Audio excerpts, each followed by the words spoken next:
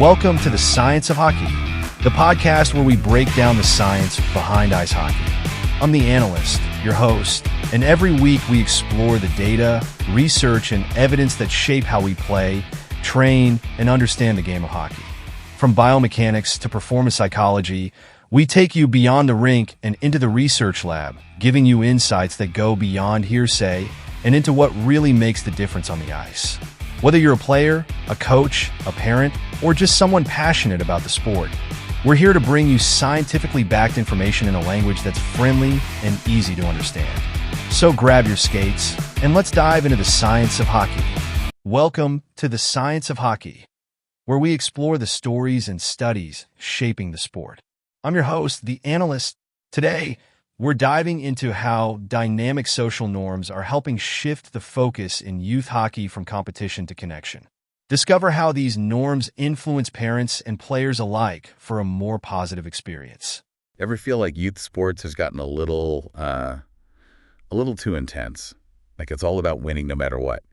Well, today we're going to unpack some research that might give us a new way to think about this. And that's where this idea of dynamic social norms comes in. Okay, but before we get too far ahead of ourselves, let's set the stage a bit. We're doing a deep dive today into a 2021 study from Frontiers in Psychology. The title is a mouthful. The role of dynamic social norms in promoting the internalization of sportspersonship behaviors and values and psychological well-being in ice hockey. Wow. Yeah, I know. Right. But before you switch off thinking hockey not my thing, Yeah. trust me, this applies way beyond the rink. It really does. And the researchers actually chose to focus on hockey for a reason. I mean, let's face it, it's kind of notorious for being a pressure cooker. Oh, yeah. You know, you got documentaries like Parents Inc. and all those articles, you know the ones in McLean's magazine? Oh, yeah, for sure. Painting a pretty, not so pretty picture of what goes on. Yeah, it's a lot about winning, even if it means the kids are stressed out or it leads to, bad sportsmanship and sometimes even violence. It's gotten so bad that Hockey Quebec is even trying to address it in their strategic plan, trying to bring back that focus on fun and learning. Remember that? Yeah, exactly. So that's where this study comes in. It's looking at whether dynamic social norms can actually help to shift that culture. So, okay, I gotta ask, what are dynamic social norms? So instead of just saying, hey, everybody's doing this bad thing, you focus on the fact that more and more people are doing this good thing. It's like tapping into our natural desire to be part of a positive movement, to be on the right side of things. So it's not just what is common, but what's becoming more common. Makes sense. But how do you actually use that in a setting like youth hockey? I mean, talk about high stakes. Well, they used some really interesting examples straight from the hockey world. So like one thing they pointed to was this decrease in major penalties in the Quebec Major Junior Hockey League. Maybe a sign that, things are getting a little less aggressive. That's a good point. And then there's the fact that some really high-profile players are putting more emphasis on teamwork and being a good sport instead of just, being the tough guy. Even things like rule changes, Hockey Quebec banning cross-checking for some age groups, all signs that things might be shifting. Okay, so they're taking these real-world trends and using them to actually influence parents. Yeah. They set up a field experiment with two groups of parents. This is where it gets good. What'd they do with these parents? So one group got exposed to all these dynamic norms, messages about sportsmanship, fun, and learning, and how they're all on the rise in hockey. The other group, they just got basic info, stuff about hockey schedules and equipment. So nothing to do with values. Exactly. No pressure or judgment, just neutral information. So did those parents in that first group suddenly become like perfect hockey parents overnight? Well, it would be nice, wouldn't it? But no, it's definitely more complicated than that. They didn't see immediate changes in the parents' anxiety or well-being. Not right away anyway. Okay, so something must have happened, right? What was the big takeaway? The parents exposed to the dynamic norms, they showed a significant increase in something called self-determination. Self-determination. Help me out here. What does that even mean? Basically, it means they felt more motivated from within to encourage those positive values in their kids. It wasn't about external pressure or guilt trips. It was more like, this is what I want for my child, if that makes sense. Okay, that's interesting. But did it actually translate to, changes in the kids' behavior on the ice? That's the amazing part. It seems like it did. Get this, the kids whose parents were in that dynamic norms group, They actually had significantly more assists during games. Wait, more assists, so they were playing better as a team. Exactly. It's wild, right? And while the difference in penalty minutes wasn't statistically significant, it was still pretty suggestive. The average for kids in the dynamic norms group was way lower, like 0.86 minutes compared to 2.85 minutes for the other group. Wow, that's a big difference. Okay, so we're seeing changes on the ice, but what about the parents themselves? Did their well-being actually improve? Remember I said they didn't see direct improvements in things like anxiety? Well, this is where it gets even more interesting. Because research shows that this self-determination thing, it's linked to better overall well-being. So it suggests that when you feel more in control, more aligned with your values, it could have this ripple effect on your own mental state. That's fascinating. So you're saying just learning about these positive trends, even if they're happening slowly, can make a real difference. It's a piece of the puzzle for sure. And what's really cool is how this goes way beyond the hockey rink. Think about it. How often do we get caught up in the negativity, the whole everybody's doing it thing, whether it's littering or cyberbullying or just, general pessimism? Yeah, it feels like every day there's a new headline about something awful happening. It's hard not to get sucked into that. Exactly. But what if we flipped the script? What if we focused more on the good stuff? The people pushing for change, the communities coming together to make things better. Okay, I like that. Instead of getting bogged down by all the bad, we highlight the good, even if it's small. And that's the key. Those positive trends, those dynamic norms, they're out there. We just have to be willing to see them, to amplify them, and make them part of our own story. Okay, I am totally hooked on this idea. But before we get too carried away, Yeah, there's got to be some nuance here, right? of course. We always got to be careful not to oversimplify things. I mean, the study was just a snapshot, a short-term experiment in a very specific setting. We need more research to see how long these effects last and if they apply to other areas of life. Good point. We don't want to overstate the findings, but it's still incredibly promising. So much so that I'm curious. What about you? Yeah. Have you ever caught yourself, like, doing something different because you saw other people around you doing it? Maybe something you wouldn't have even considered before. That's a good question. That is a really interesting question. We're going to take a quick pause here, but don't go anywhere. We'll be right back to explore this even further after the break. We're back, and I'm still thinking about that question I asked before the break. Have you ever changed your behavior because you saw more and more people around you doing something positive? You know what's funny? I actually have. Really? Yeah, and it really struck me how this whole dynamic social norms thing ties back to something we always talk about: critical thinking. Ooh, I like where you're going with this. It's not about just going along with the crowd, right? Yeah. You have to be able to recognize those shifts in behavior, see what trends are emerging, and then ask yourself, do I actually agree with this? Do I want to be part of it? So it's not about being a sheep. It's about being informed and making conscious choices. I love that. What's a dynamic norm you noticed? Something that made you think, okay, this is a change I can get behind. One that comes to mind is the growing awareness of mental health, not just in my personal life, but like in society as a whole. Oh yeah, absolutely. It feels like we're finally starting to move past the stigma, making it okay to talk about how we're feeling, That's huge. More open conversations, more resources, more support for people who are struggling. I'm seeing it too, especially in workplaces. Right. Companies offering mental health benefits, encouraging employees to take breaks, promoting a better work-life balance. Yeah, it's like a whole shift in values. Right. Putting well-being ahead of just, pure productivity. Which is amazing. But even with something like that, something positive, we still need to think critically, right? Oh, 100%. Not all trends are good trends.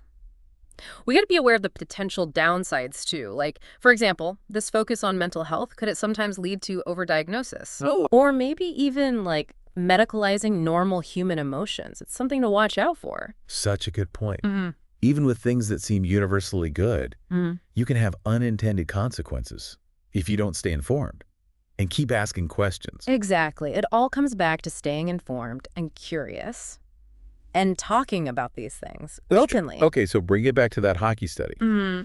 If we're thinking critically about their findings, what are some of the nuances or challenges we should keep in mind? One thing that really stood out to me was how those messages about positive trends are delivered. You don't want people to feel pressured or judged. Right, because even if you have good intentions, someone could hear that message and be like, Wait, are you saying I'm a bad parent because I want my kid to be successful? Exactly. Like, think about a parent who's super invested in their kid's hockey journey. You come in and say, winning isn't everything, and they might just shut down. Well, We need a more, a more nuanced approach. For sure. so how do you present these dynamic norms in a way that feels empowering Yeah. instead of like a guilt trip? It goes back to what we were talking about before. Internalization. You want people to actually see the value in these positive trends, how they connect to their own WN goals, what they want for their kids. So framing it in a way that resonates with their personal motivation. Yes, exactly. Instead of saying, you shouldn't care so much about winning, maybe it's, imagine how much more your kid will love playing if they feel supported no matter what the score is. Okay, that feels so much more inviting, like an invitation instead of a lecture. Right. And another big piece of this is the role of coaches and, sports organizations in general. They set the tone. So it's not just about changing parents' minds. It's about creating a whole system that supports these values. 100%. If the coach is still all about winning, no matter what, even parents who get it are going to have a tough time. So it's a systemic change, not just individual effort. Right. Think about it. You want to create a world where sportsmanship isn't just, tolerated. It's actually celebrated. Ooh, that makes me wonder. This study was all about parents. But what about the kids themselves? What do they think about all of this? Oh, now that's a deep dive I love to see. Imagine interviewing young athletes, getting their take on sportsmanship, what really drives them, how they view competition. Right. Like, is there a generational shift happening? Are younger athletes already more into those collaborative, values-driven approaches? We could do a whole other episode on You that. could get carried away here. I know. Back to this study. What else did they find out about these dynamic norms and how to use them effectively? One of the things they highlighted was the power of storytelling. Using stories. Storytelling. Yeah, like remember how they use those testimonials from other parents who are already living those positive values? That makes it so much more real, Oh. so much more relatable. Oh, yeah. Hearing a personal story about how someone else is making this change, seeing the positive impact, that's going to resonate way more than just like a statistic. Right. Stories connect with us emotionally. They make us want to take action. Imagine hearing stories of young athletes who are all about teamwork and respect, who find joy in the process even when they don't win. It's like planting these seeds of possibility, showing people that a different way of doing things is possible. Exactly. And it's not just about sharing the success stories. It's also about the stories of resilience. Learning from mistakes, finding joy in the journey, even when things don't go as planned. Those are the stories that stick with you, the ones that show you it's okay to not be perfect, to struggle, to grow. Which brings us to another important point.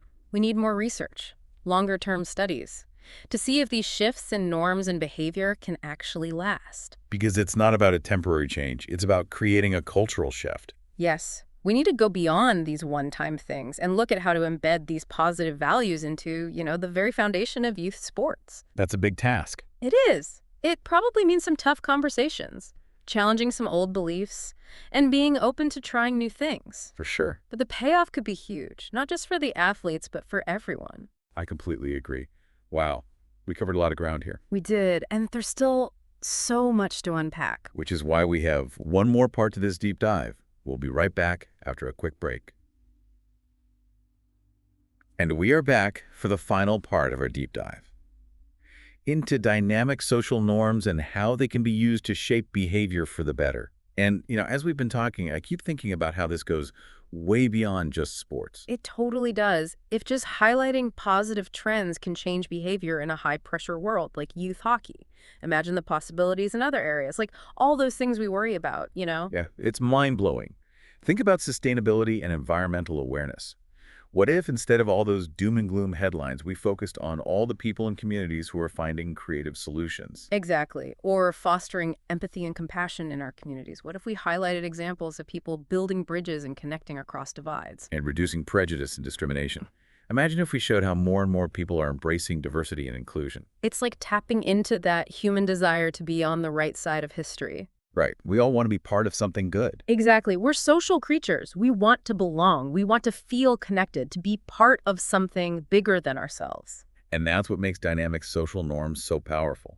They tap into our social instincts to promote positive change. For sure. But as we talked about earlier, it's not about just blindly following the crowd. Oh, definitely not. We still need to think critically Mm-hmm. and make sure these trends align with our own values. Absolutely. We've got to question assumptions.